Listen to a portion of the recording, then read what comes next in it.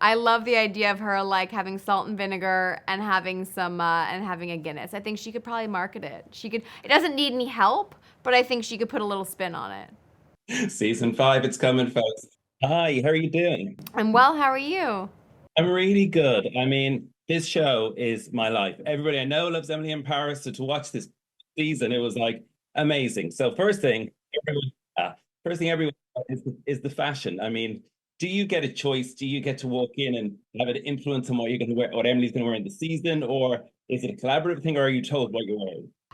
No, it's a total collaboration. I think honestly, I lean into Marilyn's ideas because she's a visual genius and she's just a goddess with clothes.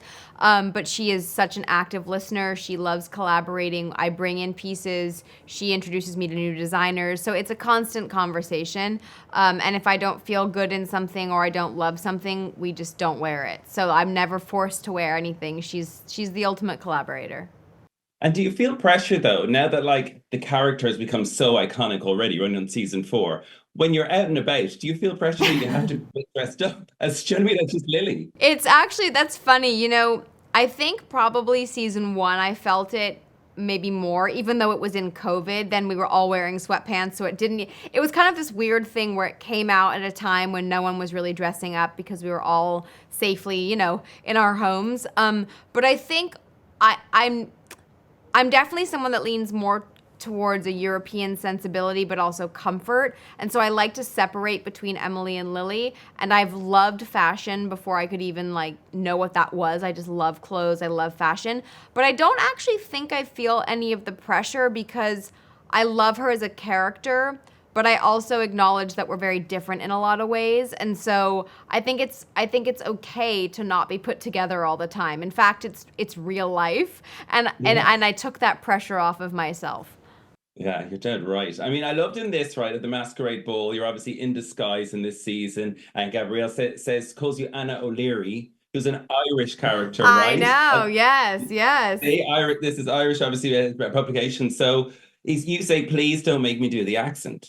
And I don't want to put you on the spot, Lily. Do you know what I mean? But can you do an Irish accent? Like, is accents your thing? I do love accent. I mean, I grew up in England. I love putting on a British accent. I do love and enjoy accents. I love listening to something and then doing it. But I haven't done an Irish accent. So I wouldn't say that I know how to do it. I love listening to it though. I love Ireland and I truly do. I have Irish in me. I mean, I'm a Collins. So Yes. I do feel like I need to spend more time there. I'd love to shoot something there too.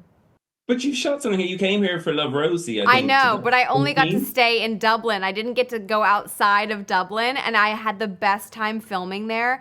And every weekend, I didn't have a car or any way to get around, and everyone's like, "Oh, did you go see the castles and the cliffs?" And I'm like, "No, I'm dying to." So I have to come back.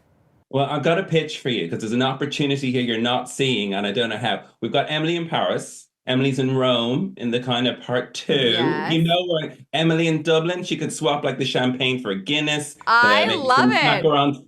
macarons for crisps instead, some potato crisps. You ever had some of I those? I love it. I love the idea of her like having salt and vinegar and having some and having a Guinness. I think she could probably market it. She could. It doesn't need any help, but I think she could put a little spin on it.